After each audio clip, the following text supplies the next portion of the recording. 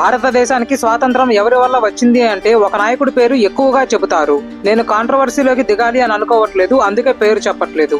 స్వాతంత్రం ఎలా వచ్చింది అంటే అహింస వల్ల వచ్చింది అని ఎక్కువ చెబుతారు. ఇవి తప్పు అయితే కాదు, అలా అని పూర్తిగా నిజం కూడా కాదు. భారతదేశ స్వాతంత్రం అన్నది ఎందరో వీరుల కృషి, ఎన్నో సిద్ధాంతాల ప్రతిఫలం.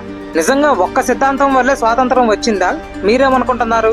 కొన్ని కారణాల వల్ల దేశవ్యాప్తంగా సైన్యంలో బ్రిటిష్ పట్ల తీవ్ర వ్యతిరేకత వచ్చింది. ఎన్నో చోట్ల ఎన్నో నిరసనలు జరిగాయి. ఇది బ్రిటిష్ ని చాలా భయపెట్టింది.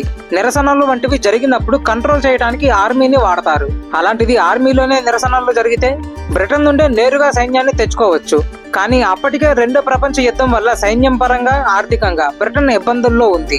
అలాంటి స్థితిలో బ్రిటన్ నుండి సైన్యాన్ని తీసుకురావడం సాధ్యం కాదు. ఇలాంటి కారణాల వల్ల ఎన్నో దేశాలను బ్రిటిష్ వారు వదిలేసి వెళ్లిపోయారు. ఉదాహరణకు జోర్డాన్ ను 1946లో, పాలస్తీన్, మయన్మార్, శ్రీలంక వీటన్నిటిని 1948లో, ఇలా ఎన్నో దేశాలను బ్రిటిష్ వారు వదిలేసి వెళ్లిపోయారు.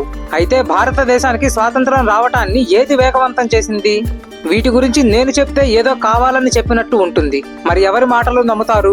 దీనికి సమాధానం బ్రిటన్ ప్రధాని చెప్తేనే సరిగ్గా ఉంటుంది. ఆయన ఏమన్నాడో చూద్దాము. క్లిమెంట్ అట్లీ.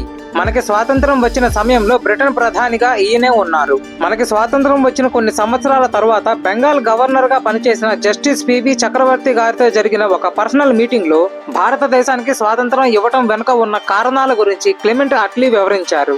ఆయన ఎన్నో కారణాలు చెప్పారు. వాటిల్లో ఒకటి ఇంట్రెస్టింగ్ గా ఉంది. అదేమిటంటే సైన్యంలో తీవ్ర వ్యతిరేకత వచ్చింది. దేశభక్తి కారణంగా బ్రిటన్ సింహాసనం పట్ల భారతీయ సైనికుల లాయల్టీ పోయింది. అందువల్ల వాళ్ళు వెళ్లి నేతాజీ సుభాష్ చంద్రబోస్ గారి ఆజాద్ హింద్ ఫౌజ్ లో చేరారు.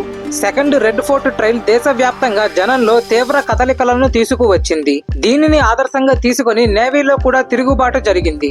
ఇలా మాట్లాడుతూ ఉన్నప్పుడు వీడియో స్టార్టింగ్ లో ఏ నాయకుడి పేరు అయితే నేను చెప్పను అని అన్నానో ఆ నాయకుడి గురించి చక్రవర్తి గారు అడిగారు. స్వాతంత్రం రావటంలో ఆయన పాత్ర ఏమిటి అని. దానికి అట్లీ వ్యంగ్యంగా నవ్వి మినిమల్ అని అన్నారు.